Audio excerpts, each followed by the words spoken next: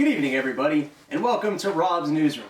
We got election cycle coming up in this country, and there are a lot of big issues to talk about. We got issues with debt, we got issues with healthcare, we got issues with me not having a girlfriend, and Donald Trump wants to fix all these issues by getting rid of the Mexicans.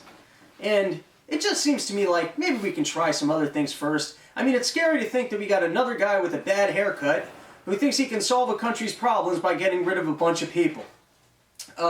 And you gotta have a lot of hate in your heart for these kind of policies, which might be why Donald Trump is turning orange. And then Trump goes and says, Mexico's not our friend. And dude, those are our neighbors. Like, why are you starting trouble with their neighbors for? If you went over to your neighbor's house and you said, listen buddy, I don't like you, I'm gonna build a fence between our properties, and you're gonna pay for that fence, that's how you end up with shit in your newspaper. And then he goes ahead and he says, the Mexican government, they're taking their rapists and murderers and they're pushing them over the border. And that can't be true. There's no way they punish rape and murder in Mexico by bringing to America to live a better life. If that was true, that would mean that there's like kids sitting down with their high school guidance counselor, and the guidance counselor's going, listen Timmy, or some Mexican name, Gonzalez boy or something, I don't know, listen buddy, what are your plans for after high school? And the kid goes, well, I'm thinking about murdering someone so I can move to America and be a janitor. Kid will be like, oh my god, that's amazing. I always knew you had a bright future ahead of you. Happy to know you're, planning ahead and things. Okay.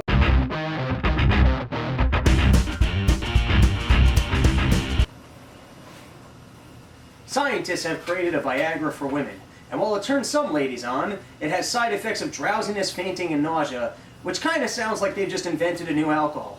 Also, a product that makes some ladies horny while other people need to pass out. This doesn't sound like this is a product designed by or for women. In fact, the only person satisfied with the new item is this guy. Next up, Ahmad al-Assid. He was arrested in a Beirut airport, and it's hard to go undetected when your inconspicuous look is that of a pedophile. Which brings us to this marvelous creep. Yeah, turns out he didn't just like deli meats, eh? Anyways, I feel like in life, we all have our vices, and for this guy, he had two. One was eating unhealthy, the other one was watching kiddie porn, and I guess he should have stuck with the unhealthy eating thing. Because that's the untold story of his weight loss, is he didn't feel compelled to eat as much because he finally went back to watching kiddie porn. The moral of the story is if you're feeling strange sexual urges, just eat a cheeseburger. Take a deep breath and have a milkshake. I give you permission. Next up, I'd like to talk about Iran and the bomb.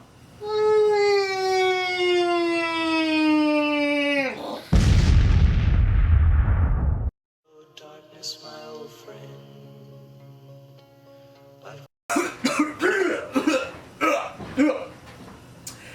So, with the upcoming Iran deal, there's been harsh criticisms of the deal, saying that, for one, the lifting of sanctions will free up money that the Iranian government can then use to sponsor terrorism in the region, and we don't know if we'll actually be able to monitor them. They might be able to cheat within the agreement and continue developing nuclear bombs.